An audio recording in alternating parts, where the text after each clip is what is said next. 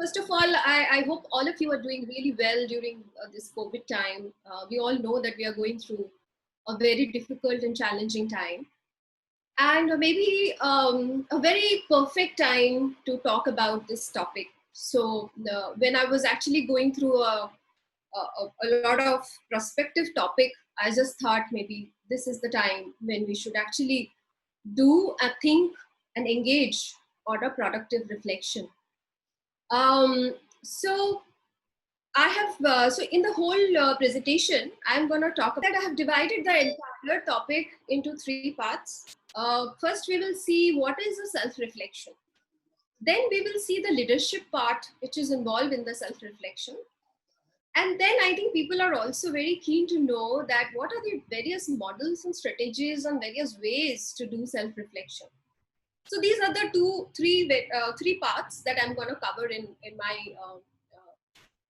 in the entire discussion. So I will start with a very famous quote by Confucius. He's saying that by three methods we may learn wisdom. First is by reflection, which is the noblest of all. The second is by imitation, which is the easiest of all. And the third is the bitterest, which is the experience. Now, you need to really choose and see that what you would like to pick up, right? You want to do it through reflection, you want to do imitate, or you want to go by your experience.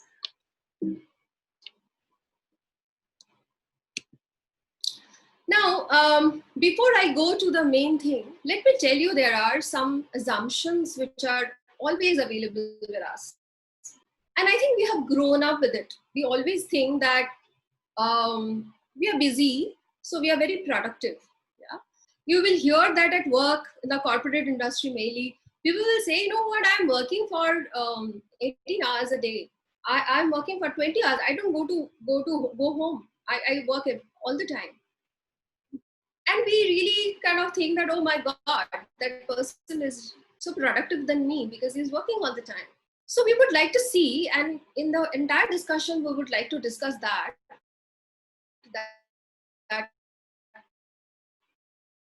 what it is.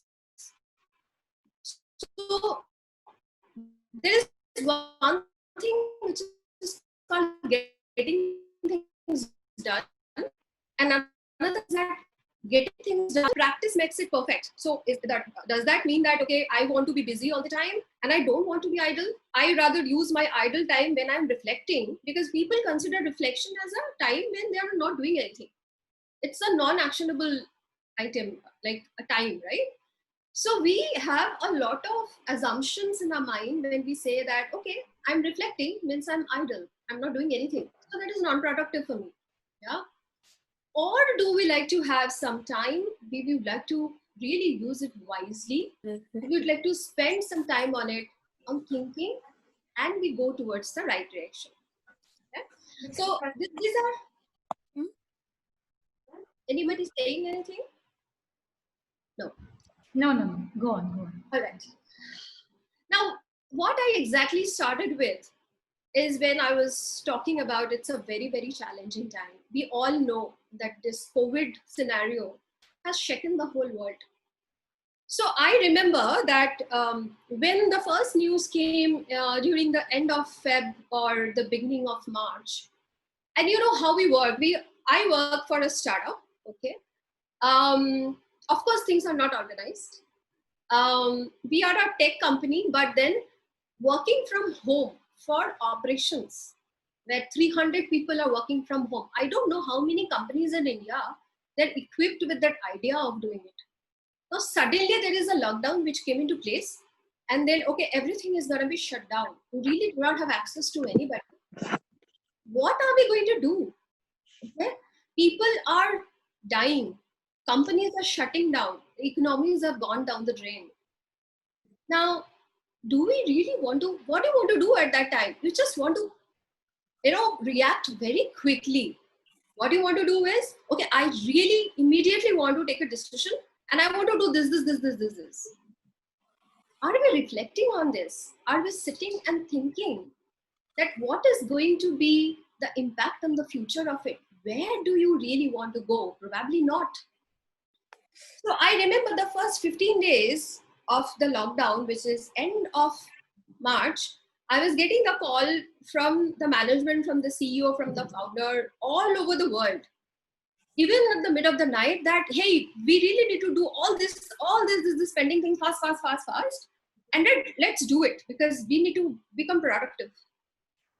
And I was like, where are we heading? Yeah. So then I realized that it's a huge mistake. What we need to do is, depending on the situation, you may need to sit down, think about the decision, the circumstances right now. What is the need of the hour? Reflect on it, because the usual reaction is we have to go fast. We have to kill the competition. It's a rat race, and we really have to go fast. And if we don't go fast, we are no more productive. I think that's a mistake. Yeah? Productivity demands self-reflection. So let me tell you the little exercise that we have done during the COVID, when it started. Basically, we are much stable now. We know where we want to go, and I'm very happy to tell you that we are very successful in doing what we are doing. While a lot of companies are dying, we are really doing well, and that is only because, as a leadership together, as a team, we have done some exercise of looking inward as well as looking external and match between the two. So what we have done, we sat together and we have done our exercise properly to see that what are the external factors, how the internal resources can meet the external demand. So what we did, we switched off everything for a couple of days. We said we don't want to hear to anything. There's so many news coming to you. Every time you are opening your internet, your WhatsApp, you are only getting scary news. Yeah? And that makes you more nervous about the entire thing. Nobody was reflecting on it, and we were making a huge mistake. The moment we switched off everything, we turned off all our mobiles and everything, and we just did a little retrospection, that where do we want to go and how. So then that there are 10 verticals that you are working on. 5 of them are not going to work right now. Only focus on this 5, and this 5 is going to give me a rise in the business, right? And then accordingly you plan your manpower, you plan your strategies, you plan your everything. And I think self-reflection has really increased our productivity to a larger extent here. Yeah. So now that I'm talking so much about self-reflection, what happens when we don't reflect on a daily, weekly, or a monthly basis? Yeah. So we keep moving. Somebody is pushing us all the time, and we do not reflect. Like what I said, that during the COVID, we were like only running, and we were running faster. We were like, okay, pehle se zyada daudna hai. I mean, like, you have to have a faster pace. In the day-to-day life, even in the non-COVID situation, we are doing the same thing. We hardly have time to pause and to stop and reflect and change. We are not doing it. Your job is killing you. Your relationships are taking all the energies out of you. Your circumstances are leaving you quite messy and frustrating. You are unhappy, you are frustrated, you don't know what you are doing in life, right? I think it's for everybody. It's for everybody. From the day you were born till today, you are only going through these stages. Yeah. And in school, you want to come in the top 10. In college, you have to be a rank holder. But we are only running. So now, we know self-reflection, but I was actually, because I was preparing for this webinar, I wanted to go and check a little bit of dictionary definition of what is a self-reflection. And I found like there are thousands and thousands of definition of self-reflection. And I was only wondering that what different interpretation people have given us. And they are complicated. Yeah, everybody is saying something like this much big paragraph. But I was thinking that if I have to define self-reflection, what it could be and how simple that can be. You know what? I think everything is very complex. Only the simple things we make complex. So this is a very simple thing. However, we make it very, very complex. So we talk a lot about self-reflection. For me, it is just stepping back, reflect on your life, your behavior, or your beliefs. Now, when I talk in the next 30 minutes or so, I'm going to talk about both your personal as well as professional life. Yeah, because though we all are coming from a corporate world, but I always believe that at core you are only 1%. So so a lot of us, we are a different person at work and we are a different person at home. Yeah, that is how we do it. But at the core, you are one person, you have only one belief system, and you have only one behavioral pattern. So in my life, I have seen that even if it is a professional life or a personal life, the self reflections in both the angles are always interconnected with each other. So if I'm doing something wrong in my professional work, which I need to reflect on, that definitely has some connection in my personal life also. Somewhere I need to change myself from the core. Then some people think that it's a very, very intellectual exercise. For me, it's not. It is self-improvement. It is being aware of who you are, knowing yourself better. And maybe that is why the entire thing sounds very scary, because the whole world knows you are someone with some personalities, and you know yourself that you are completely different than others, or maybe you are same. Yeah, but a lot of people find it very, very conflicting, and that is when things become very scary, because you become self-aware of your strengths and weakness, and sometimes you are in denial, so you don't want to do a self-reflection. Yeah, so then why should you make time for self-reflection? So self-reflection, you are in charge of your life, you have to do self-reflection, and it's a personal commitment, and it's a huge commitment, let me tell you that. Even finding out 15 minutes which is dedicated for you, uh, I think I block my calendar for that. Yeah, because otherwise my time is taken by everybody. I don't have time for myself. Yeah, and that is why maybe it is very, very demanding. Now, why should you make time for it? Because so all that I'm talking about is what I have faced in my life. I have gone through all kinds of experience. We all have, right? But I think my past couple of years really changed and shaped me as a person. I started doing self-reflection from 2012, precisely. Yeah, I started taking it really, really seriously. It's almost 8 years now that I'm doing it. And all the points that I have written down today for all of you is what I have felt. Many people interpret it differently, but I just want to be very, very original and authentic today. So I'm only talking about how I look into it. I always felt that you need to improve your self-awareness. It is essential at a very deeper level to understand that who you are. And that is where you need to pause when there is a lot of chaos happening all around you. Now, when you do that, it provides you a lot of perspective. You start looking things with a different angle, from a different angle. Your lens change that time. You get a point of view. You also try to get the point of view of the larger population. It's like a bigger umbrella. You do not really,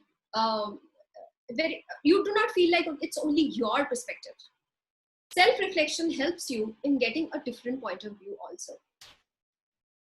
You know what? Whenever we are in a very difficult situation, there's a lot of emotions attached to it, right?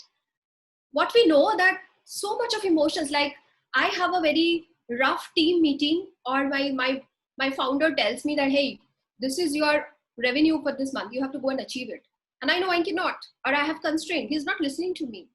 I am acting out of reaction because I have some emotions attached to it. Excitement, it is an emotion. Happiness, an emotion. You hate someone is an emotion. You are angry, you are fighting. All these things are emotion. When you carry emotions with you, you are bound to react. When you step back, pause, you don't react, you respond, right? What happens when you reply to a stinker email after a day or after 2-3 hours? you will definitely see a striking difference between your response, right? So whenever you have something like that, don't react immediately. Just wait. You have to give a response. They don't want your reaction. They want a response from you, right? So when you actually sort your chaos through observation and experience, you have multiple options available to you to choose, and that is when you respond. Yeah. If you react, you only go with one way, my way or highway, right? So when you do a reflection, self-reflection, it helps you in giving a proper response. Now, in this whole process, because you have a lot of options, you are interpreting, you have a broader perspective, you have a deeper level of learning. Yeah, you learn. Learning brings a lot of confidence in you. The more that you know, the more that you are knowledgeable, you become more confident about your decision making. So then you know that you have not taken a decision just out of an emotion. You have thought about it, you have reflected on it. And over a period of time, when you have self-awareness, you have a perspective, you are responding, you have a deeper level of learning, you have confidence, your future mindsets and action changes. So you only challenge your assumptions. Yeah.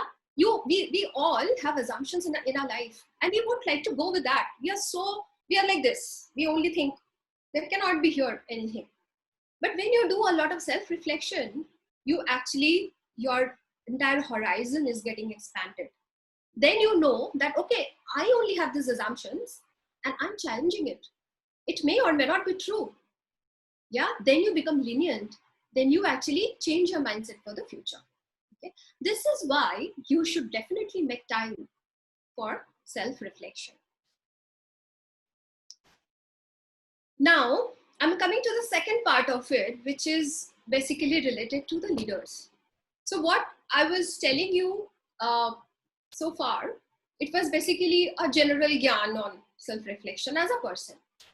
Now, today we are talking on the impact of self-reaction on leadership. So if self-reflection is so helpful, I'm telling you again and again, please do, then why people don't do it? I'm talking about the leaders. So, I'm a life coach and I do take leadership training. And I really assist a lot of people in taking leadership training. I've traveled all over the world, met the best of the gurus and the mentors to understand that how to do this leadership training. Everybody that I have asked that who do you think is very difficult as a leader to groom, they have given me only one answer: the leaders who do not reflect on them. It's very difficult to work on them. You can work with a leader who is aggressive. You work with a leader who is maybe very very number oriented. Work with a leader who is not a people's person. You can have growth for everyone, and you can make them reach somewhere. It is extremely difficult for people to work with the people who really refuse to reflect on them. So now the question comes that why do they do it? Why some people do not like to really reflect on them? Especially the leaders, they're great leaders. They're running multi-billion companies maybe. Yeah. Because first of all, they do not understand the process. So I have a friend of mine and we were talking and I told him, I said, why don't you do a 30 minutes reflection every day in the morning and the Sunday when you have your coffee? He said, okay. And then he forgets every time. Then we had a counseling session and I told him, I said, okay, let's do this. After this discussion, why don't you go and take 30 minutes and write down about your reflection? It took 5 minutes. He came back to me. He said, I didn't understand what you were trying to tell me. So most of the time, people really do not understand what it is. Now, some people do not like the process itself. And why they do not like it? Because you need to slow down. We don't want to slow down, right? We want to run fast. It's a lot of a personal commitment. Like I said, that because nobody is going to push you for self-reflection. You have to push yourself. And you really do not like the results. because there is a lot of feeling of discomfort. You feel like, okay, so I always thought that I have everything good in me. Now, when I'm starting doing reflection, I also know that I need to do this things better. Then you become defensive at times. So a lot of people really do not like the results. They hate the results because it's like a reminder to yourself that you need to work on these things. Here you have gone right, here you have gone wrong. And we always think that we are the best. We know everything. And you yourself is telling you, nobody else is giving you feedback and self-reflection. And I don't like it. It's like it's a feeling of discomfort, and people cannot break that discomfort and come and do this. They find it extremely difficult. Um, Also, they have a bias towards reaction. Now, I was reading an article which says that in football, that the research says that if the goalkeeper, so when the penalty shootout happens, so the maximum chance, the probability of saving the ball, saving the goal as a goalkeeper is when he stands in the middle. Yeah, but still people would go either left or right. They don't stand in the middle. You know why? Because they miss the action. They want to take some action. They want to do something different. So when you actually pause and do a self-reflection, what happens? You miss this bias towards action. You really do not want to pause. You want to take action because you think that you are idle. You're not doing anything. Now, all these things can be taken care of, but the last thing is like the killer. Okay? People do not see any immediate return on investment on reflection. Okay, I have 24 hours a day, and you are telling me to do a reflection 30 minutes. In that 30 minutes, I can actually write around 10 emails. So is that more productive? That is going to give me business. 30 minutes of reflection is not going to earn any money for me.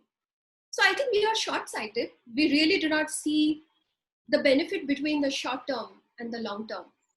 Just because we cannot see an immediate ROI on reflection, we do not want to do it. These are the hardcore truth, guys. Let me tell you. I mean, you may or may not like, but this is the truth. If you do a little self-reflection on what I'm saying, you will understand that this is what it is. Okay. Sorry. Now, coming to productive leadership. So when you actually become a leader who is productive, now I'm going to tell you the ways, which is going to be my last part. So when you become a productive, what do you mean by a productive? How this productive leadership is going to help you? How? So first of all, when you do a self-reflection and you become a productive leader through self-reflection, you know your priorities much better than before, right? Like what I mentioned during the COVID, the IDFY team, what we have done is that we wanted to grow, but we were also talking about the companies, what are they doing, what they are. So a lot of self-reflection helped us between doing what is important vis-a-vis what we are doing. They may not be, same. They may be different. Now, when you do that, it actually minimizes the surprise. Because to forecast and plan obsessively, you need to think about a lot of scenarios. And then sometimes, what happened, you start with the worst case scenario. You said, okay, what the most can happen is this. Now let's work backward and see that how we can go back to the best. Yeah. So you can really minimize the surprise. Well, I have a team, and I would always like to have my team do a self-reflection. Because when everybody in the team is doing the self-reflection, you build actually a stronger team. Only you are doing and the team is not doing, or the team is doing or the leader is not doing. Doesn't make sense. If I don't know myself, how do I lead me? If I cannot lead me, then how can I lead my team? That's the basic question here. Yeah. So I think you and your team, if you are thinking about self-reflection in a productive way, not only you, I think your team should also definitely, you should train your team. You should also make them discipline. It's all about discipline. Yeah. So you should actually put it in their calendar or you can put it as a part of their appraisal system. Help them, mentor them. This is also you as a mentor who can mentor your team to become a self-reflective team. You will see that the conflict in the team will actually get minimized when you do that. Yeah. If you do all this, you are going to really develop a problem solving skills. I don't think that you can really come to a solvable situation if you do not reframe your problem in a way that you can solve it.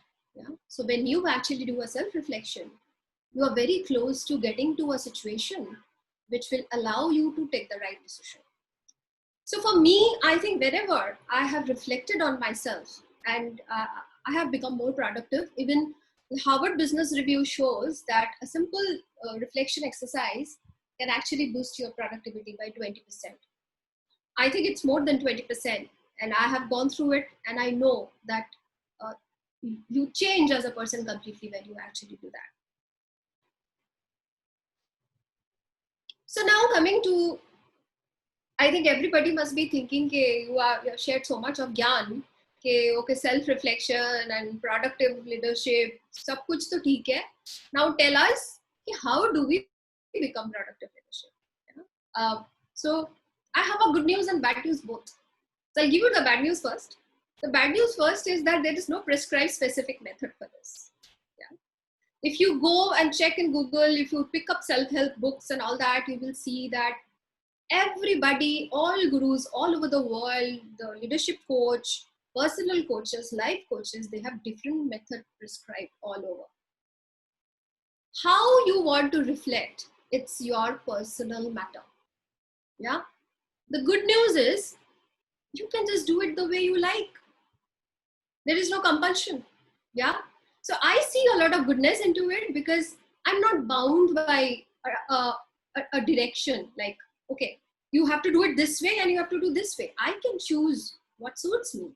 So it's a great news for me because, sometimes what I do, I pick up a lot of stuff together and make a customized plan for me. You can do that also. Yeah. So there is no compulsion here. There is no force here. You can just pick and choose what you want to do.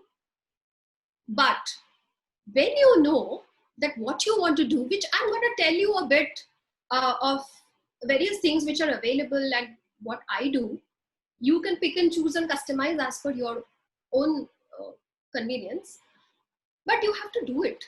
Yeah. So self-reflection includes a lot of discipline. It includes a lot of you as a personal commitment. If you cannot give it, let's not talk about it. First, you need to be decided. You need to determine. You need to understand कि हाँ मुझे करना है. I want to do it. If you decide that yes, self-reflection is important for me to become a productive leader, it takes only 15 minutes. You can do it while you take a walk, you do gardening, you sip a cup of coffee. You really do not have to go into a meditative pose or you become like a monk. We're going in the Himalayas and doing it. Okay. Now, are you still not convinced about that you need to have a self-reflection on your calendar? Guys, then it's an excuse because you are avoiding an uncomfortable situation. So you definitely know that you are landing up in a big trouble because you will come to know about so many things where you need to improve, right? So you just don't want to confront that. So there is always a big difference between what is important to you vis-a-vis what you are doing. And the only reason that you do not still want to put it in your calendar is because that you are so uncomfortable, you don't want to confront that. Okay. Now, another important thing, let me tell you, there is a thin line difference between self-reflection and blaming yourself. Please don't blame yourself when you are doing a self-reflection. That is not a purpose of self-reflection. Some people become very depressed. They become very they go into a blame game. Arey maine ye nahi kiya, main ye karti to ye hota, I would have done this, would have done that. We don't want that. We want to do a self-reflection for a better results in the future. We do not want to dump ourselves into negativity thinking that, oh, yeah, I have not done this and I have not done that. We should not do that blame thing. So you have to be very careful. There is a it's a thin line between a self-reaction and blaming yourself. Please do not cross that. Yeah, I mean, it's a bit warning. The moment you think that you are doing it, maybe you need some help. Then you need to talk to someone. Now, these are some of the processes or the methods that you can definitely adopt. One is that after you do a project, you can do a little post-mortem of your recent project. Now, as I say that successful versus unsuccessful. So these are the things that I've done really well. These are the things I've not done well. But do not blame yourself, because you don't want to repeat the same mistakes, right? You have to be very careful. I'm again and again saying that don't get into the negativity of blaming yourself. You have done something, you are reflecting on it because you are learning from it. Yeah. Then you can focus your entire intention should be basically focusing on the best practices for the future projects. Yeah. I also do a kind of a productivity audit. It may sound really crazy, insane. What is she talking? What is a productivity audit? Yeah. But trust me, I actually have a checklist. And if it's maybe a weekly, or maybe at the end of the month, or maybe at the end of a project, I do a checklist, and I write in description that what helped me in moving the needle, what were my biggest interruptions. I go back, I check and review my notes. Okay. And the last thing, which actually we really do not take care of it, and I'm telling you, these are the killers of your productivity. You do not really track the amount of sleep. You don't know the amount of exercise, how much energy do you have during the whole day, the amount of negative intakes, and I'm talking about a lot of coffee, cold drinks, alcohol, cigarettes, and all that. They do really impact, your creativity, and amount of the creative output. So I would suggest that if you are doing a little bit of journal writing, you should write them, like how many hours a day you are sleeping, how many hours a day you have gone to the gym, or maybe you must have an energy meter, or how was your day? Was there discipline? How many cups of tea you have taken? All these things actually make you more disciplined as a person. It definitely helps your productivity. But these are the things that I do. I'm giving you also some more. Journal writing. Journal writing is so see, guys. This is like some of the activities are daily, some of the activities are weekly, some of the activities you can just do once in a year, some you can do maybe once in 6 months. It's up to you. Yeah, like you cannot go on a solo trip every day, right? But you can definitely write a journal every day. Journal writing heals you. Journal writing improves your retention, because when you write, it retains here. You exactly know that what you are thinking, and then you go back and you can reflect on it. Yeah, that is journal writing. I do a journal writing. I'm doing it from 2002. Okay, and it really helped me in ticking off things, and also see that how I have progressed. Yeah, sometimes people use a journal to write their own autobiography, to write a book. So it's a great way of understanding where do you stand, what you want to do. You can also have a deep conversation with a friend.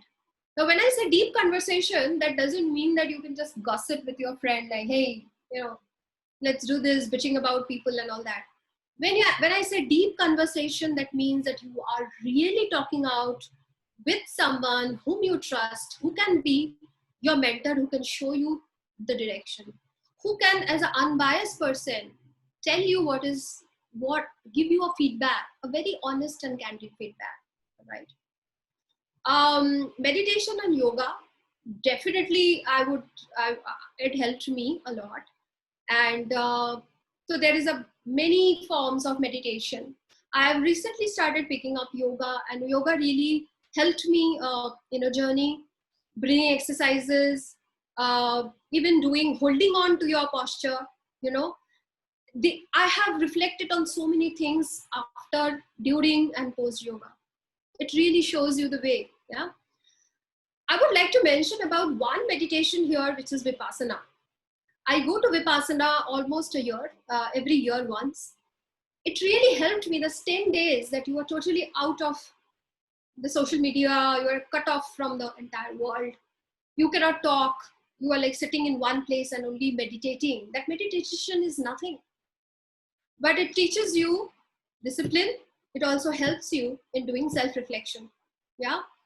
Uh, these are various ways. Now, some people like to go to a solo trip and they would like to contemplate. Like, I really want to know about my life when I'm relaxing. Yeah. Some people go to spa while they are having a massage. They want to like to reflect. It's their own way of doing it. I like this of listening to the rain veranda. So when you actually listen to the rain and you're not doing anything, you're only listening to the rain, you can still your mind and you can think about a lot of stuff. Early morning thinking balcony. If you have the privilege of having a balcony, maybe you can just wait in the morning, write down your takeaway, how you want the day to happen, what you want to do, what you have done in the last couple of days. Some people have found a lot of stuff while watching a movie or reading a book. Some people go to a spiritual retreat where they actually understand and learn a lot of things. They rediscover. And when I'm saying that since 2012, I've started reflecting, self-reflecting, and I think a lot of spiritual retreats, they have really helped me, because in our normal day, we really do not have time to find out that 30 minutes and think about stuff, right? Some people just like to go for cycling. Yeah, they just go, they take their bicycle, they go, they pause, they take a cup of coffee or take some water, they sit and they think. All these methods are good methods, but you need to do it. Yeah, there is like no other shortcut. Aap nahi karoge to there is no point. You can choose the way you want to do it, but these are all good methods. Yeah. So these are some questions that I ask myself, both at a professional level and a personal level. I've listed them down because you may see your questions there. Maybe I have listed down your, because we all have similar kind of questions. So you really need to look inward and ask yourselves. If you all want, I can send you the presentation. Maybe you can have a checklist built from this, all the questions that I've listed down here.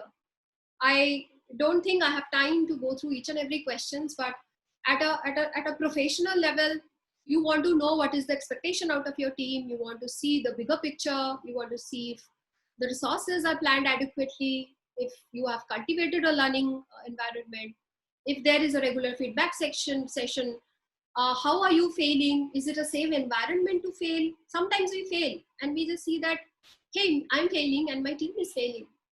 Are we critical about it, or we are giving them an opportunity to grow? Because failure is a pillar of success, right? Once you fail, then only you go to the next level. You become successful from a failure. Are we giving them that same option? Yeah. Are people motivated? Am I giving feedback? Am I receiving feedback? Okay. And so another thing which is very important is everything I'm pointing towards the other person outward, or I'm pointing inwards? All these questions at the professional level, we all have faced, and I want all of you to think about it. Okay.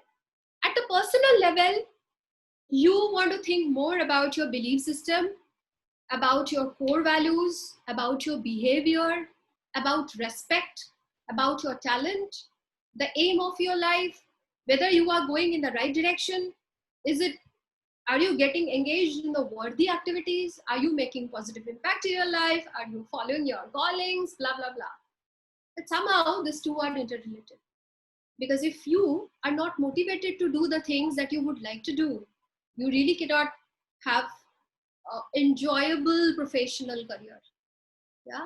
So that's what I said in the beginning of my presentation only, that they are interrelated with each other, because at the core, your happiness is one. You are one core percent. You have only one heart, one brain, and you are one core percent. Okay. So you really need to see that how are you going to club the both, whatever it is. So see, we have spoken about productivity audit, killing the creativity killers, you have questions, you have vipassana, meditation, yoga, whatever, guys. But you need to schedule time for it. Start small, do it. If you find it very, very difficult, ask for help. All right. Uh, if you think that it is really complex and you really cannot face the output or the outcome that you are, or you feel like, no, I cannot, I don't want to know what are my shortcomings or what I'm not doing well, then maybe sometimes you need to take the help of a therapist. It's not at all a bad idea to go and take a help of a counselor. It's not at all a bad idea to go and talk to a doctor. Yeah. Ultimately, you want to do good for you. You want to improve from where you are. That is going to be like the end of my presentation. This is the last slide. So we do not learn from experiences. We learn from reflecting on the experiences. You have experiences after experiences, so many experiences in life. But the learning is not coming from your experience. Until and unless you reflect, go to the deeper level and learn, you cannot reflect on your experience. You cannot become better from your experience. Yeah. So we all want to be great leader in our professional and personal life. We wanted to feel respected so that people consider us as someone who is a trendsetter or a great leader. I would say that you can have a very growth focused, open mindset and the courage to look within. And that is what takes the hard work of self-reflection. So thank you so much. I think this is what I wanted to share with all of you. And I've actually spoken from my own experience and my personal life. The way I have, in the last 15 years, the way I have gone through things and I have seen things happening with me. I've not spoken from any theory or what other people think. I only shared what I have gone through. If you have any questions, I'm very happy to take your questions.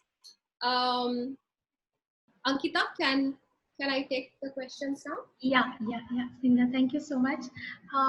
Guys, we have the webinar with us for like next 5 to 10 minutes to answer any questions. So you can use the chat box and put the questions. I know this might be a little difficult to think about it and ask right now, but in case you want to connect with us or her offline as well, I am sure she'll be more than happy to take your questions in the later. So if you have, so I forgot to mention that you can definitely follow me in my my LinkedIn.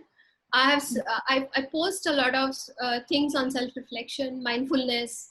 The similar, I have also a Medium account where I go and write. If you have any questions, you can email me or you can contact me in the LinkedIn also. Correct. Anjali is writing, what were some of the most interesting discoveries you made while working on this project? Okay, good question. Anjali, sometimes what you do that you are not aligned with the bigger organizational goal. I have in most of my projects, I have seen that is, if anybody has done Six Sigma over here, there is the methodology is known as DMAC. Okay, it's define, measure, analyze, improve, control.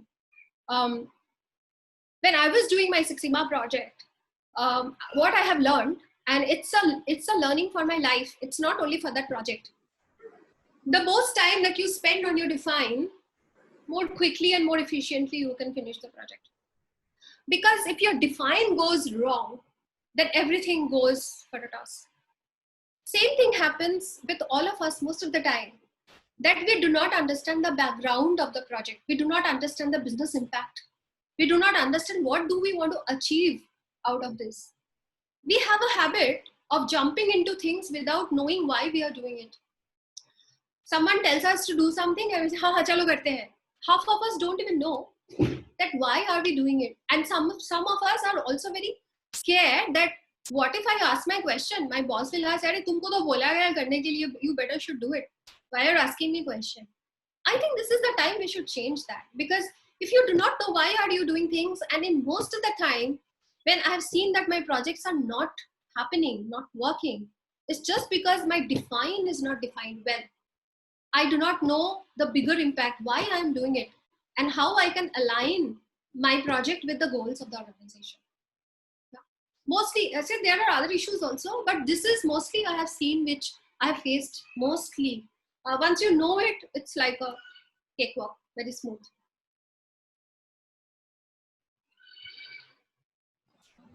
Thank you, Snigdha, for that.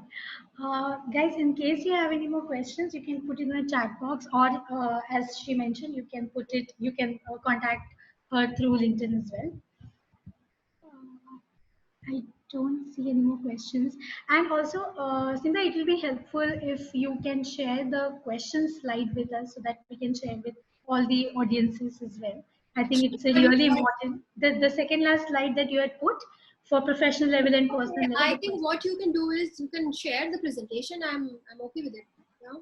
Oh, okay, okay. People want, So, whoever wants, you can share the presentation. It takes some time, guys, to really. It looks like a very simple thing. It is not. My experience says that the simplest of the simple things are the most complicated one. Yeah, doing the simple things needs a lot of courage. So maybe what people can do is they can go through the slides, and you can again do a reflection on the slides. Go item by item, think about it, pause. If you still have any questions, you can write to me. okay.